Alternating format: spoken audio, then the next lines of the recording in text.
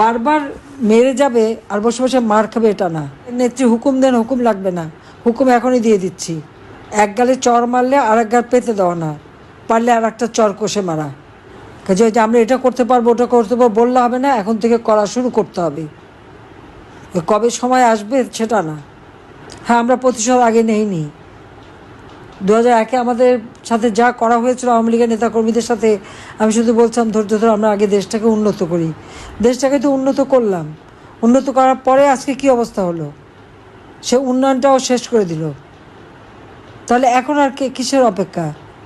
যার যা আছে যে যেভাবে পারবে, যাকে যারা ক্ষতি করেছে তার উপরে যে যেভাবে পারবেন তাদের শিক্ষা দিতে হবে যে বারবার মেরে যাবে আর বসে বসে মার খাবে এটা না।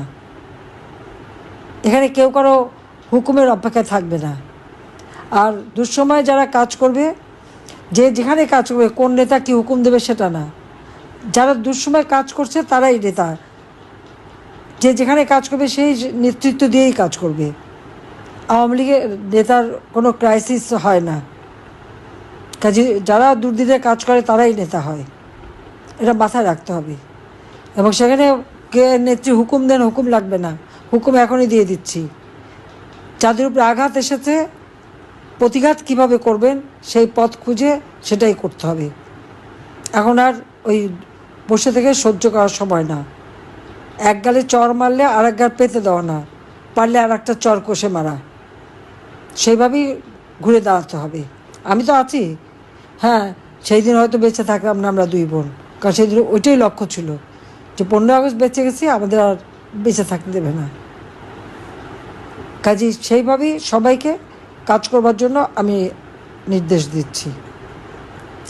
বেঁচে যখন আছি, আল্লাহ বারবার বাঁচিয়ে রাখে, কেন জানি না, কিন্তু বাঁচায়। নিশ্চয় আল্লাহ আমাকে দিয়ে কোনো কাজ করাবেন বলেই আমাকে বাঁচিয়ে রেখেছেন। 21 আগস্ট গ্রেনেড হামলা থেকে বাঁচিয়েছিলেন, যুদ্ধ অপরাধীদের বিচার শেষ করেছি, জাতির পিতার হত্যাকারীদের বিচার শেষ করেছি। বাঁচিয়ে রেখেছিলেন এই জন্য যে বাংলাদেশকে উন্নত করব, উন্নয়নশীল দেশের মর্যাদায় বাংলাদেশকে উন্নীত করেছি। কারণ বাংলাদেশ সেই পাপের হাত থেকে মুক্তি পেয়েছিল, বিচারহীনতার হাত থেকে মুক্তি পেয়েছিল, যুদ্ধ অপরাধীদের বিচার করেছিলাম, সেই জন্যই বাংলাদেশের উন্নতি হয়েছিল। আজকে আবার বাংলাদেশের সেই উন্নয়নকে ধ্বংস করেছে। আল্লাহ বাঁচিয়ে রেখেছেন যে আজকে চেহারাগুলি সব চেনা হয়ে গেল। এরপর যখন যা করার করতে হবে, এবং বাংলাদেশকে আবার আমরা উন্নত করব, সমৃদ্ধ করব, এবং যে লক্ষ্য স্থির করেছি সেই লক্ষ্যে আমরা পৌঁছাবই। আল্লাহ আমাদের সহায় আছেন, বাংলাদেশের জনগণ আমাদের সহায় আছে। আমি দেশবাসীকে বলবো যে আপনারা ধৈর্য ধরেন এবং যেখানেই অন্যায় দেখবেন সেখানেই প্রতিরোধ গড়ে তুলবেন। সবাই ভালো থাকেন, সুস্থ থাকেন এবং ঐক্যবদ্ধ হয়ে কাজ করেন। কে কী করলো না করলো ওই বিচার করার সময় এখন না। এখন সবাইকে এক হয়ে যার যতটুকু শক্তি আছে তাই দিয়ে প্রতিরোধ গড়ে তুলতে হবে।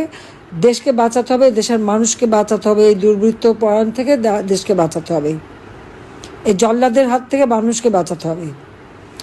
এই মানবাধিকার লঙ্ঘনকারী, জঙ্গি, দুর্নীতিবাজ, খুনি ইউনূসের হাত থেকে বাংলাদেশকে রক্ষা করতে হবে। কাজী আজকে সবাইকে এক হয়ে কাজ করার জন্য আমি নির্দেশ দিচ্ছি। সবাই ভালো থাকেন, সুস্থ থাকেন। জয় বাংলা, জয় বঙ্গবন্ধু, বাংলাদেশ চিরজীবী হোক।